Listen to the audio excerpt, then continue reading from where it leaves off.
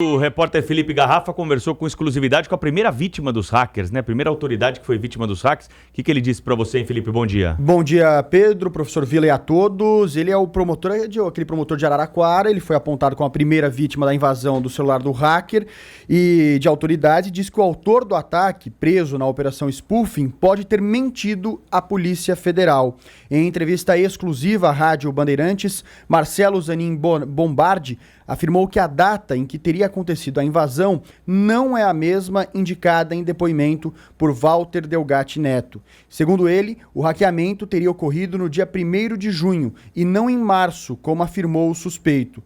Para o promotor de Araraquara, no interior de São Paulo, essa diferença precisa ser esclarecida pela Polícia Federal para evitar que pairem dúvidas sobre tudo o que o hacker disse até agora. Se confirmar que essa alegada invasão se deu no dia 1º de junho e não na época que ele menciona, de duas uma. Ou ele não começou em março, como ele alega, ou eu não fui a primeira vítima, como ele fala. Marcelo Zanin Bombardi ofereceu denúncia contra Walter Delgatti Neto em 2017 pelo porte de um remédio de venda restrita e no processo o hacker acabou sendo condenado a 2 anos de prisão. O promotor acredita que teve o celular invadido por vingança. Se ele tivesse realmente essa intenção, como ele disse, de pegar o conteúdo das minhas mensagens, porque eu processei, certamente ele teria divulgado na época, né? Ele teria parado aí, teria atingido o seu objetivo. Quero crer, só posso acreditar que seja realmente para se vingar. Walter Delgatti Neto revelou em depoimento à Polícia Federal que a partir do celular do promotor teve acesso a todas as outras autoridades. Na entrevista à Rádio Bandeirantes, Marcelo Zanin Bombardi disse ter baixado o Telegram num período em que o WhatsApp ficou fora do ar no Brasil. Segundo ele, pouquíssimas mensagens foram enviadas e o aplicativo logo foi desinstalado. Parece muito consistente o que diz o promotor, né? Extremamente consistente. Eu acho que é questão de investigação, mas o que ele diz realmente não bate as datas. É a primeira coisa, ele, claro, como um especialista, né? Você vai pegar as datas, faz uma comparação, fala, olha, não está batendo uma coisa com a outra. Então, portanto, pode ser sim que o que o hacker disse tenha sido um erro ou algo questionável ou algo proposital, mas certamente parece, pelo que diz o promotor, algo muito distante da verdade, né? Valeu, Felipe Garrafa. Agora são 7h15. Sérgio Moro é alvo de novas mensagens atribuídas a ele pelo Intercept Brasil. Segundo o jornal Folha de São Paulo, o então juiz usou o Telegram para falar de uma palestra que fez no Rio Grande do Sul em 2016. Na conversa, que teria ocorrido no ano seguinte, ele avisa ao coordenador da Lava Jato, Deltan Dallagnol, que um executivo queria o contato do procurador para contratá-lo. No entanto, a palestra não está no sistema do Tribunal Regional Federal da 4ª Região, que deveria ter sido avisado por Moro sobre o evento.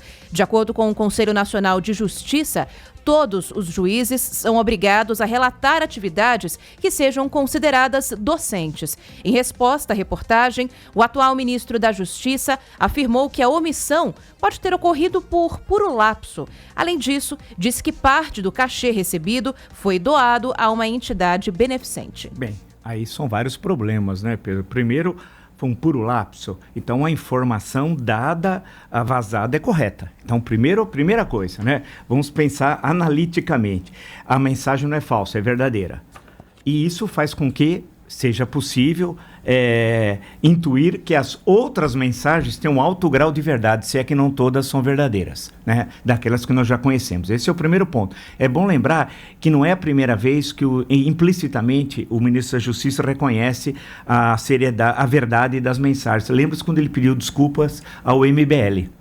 Quando teria chamado numa das mensagens de bobos. Então a história que elas são inverídicas, as mensagens são montagens, não é verdade. A impressão é que quem está no campo da inverdade seria o ministro da Justiça, Sérgio Moro. Agora, quando ele fala parte do cachê recebido foi doado, a gente não sabe. Primeiro, não sabe o valor do cachê. Segundo, não sabe, pode ser doado 5%, 10%, 50%, 80%. Nada melhor que a transparência, que é um princípio constitucional e o que o juiz conhece, presumo, o ex-juiz, atual ministro da Justiça, a Constituição. Por que não revelar então o fato? Fala, olha, foi um lapso sim, o valor foi X, eu doei Y, etc, etc, etc, e vou refazer, portanto, parar, e segue em frente. A questão que se coloca é que a cada revelação diminui o tamanho do juiz, ex-juiz, atual ministro da Justiça, Sérgio Moro. Ele vai diminuir o tamanho no sentido do tamanho histórico, do tamanho político e tal. Agora, vale destacar algo que nós sempre temos insistido, que todas as mensagens divulgadas até o momento, e não sei por que o site não divulga em maior quantidade, porque diz que são 30 mil páginas. Até agora, se pensarmos em páginas, são 30. No máximo que foram divulgados, com bastante exagero, né, Pedro? Então são 30 mil o resto, né? Por que tamanha demora? Há um receio de montagem ou não? Não é melhor já divulgar todas elas ou a maior parte delas? Segunda questão, todas as mensagens divulgadas até o momento não colocam em dúvida a condenação de todos aqueles condenados na 13ª Vara Federal do Paraná, em especial a condenação do Lula. Tanto que a condenação Lula, no caso do triplex, pelo juiz Sérgio Moro, não custa recordar, foi a 9 anos e meio de prisão. Quando a defesa recorreu a Porto Alegre, ao TRF da 4ª Região, na 8ª turma, não só foi reafirmada a condenação, como ampliada a pena para 12 anos e 1 mês. A defesa recorreu ao STJ, ele foi novamente condenado, só que alterou o prazo de reclusão para 8 anos e 10 meses. Então, até o momento, não tem nada que questione as condenações. O que fica claro, na minha interpretação, é que todas as conversações foram indevidas e que os procuradores e o juiz, agiram em várias questões de forma indevida e deveriam receber algum tipo de punição. Os procuradores, algum tipo, e o ex-juiz, sim, mesmo não sendo juiz, tem de ter até uma punição verbal, para que isso não estimule outros juízes a agirem fora do que determina a legislação brasileira.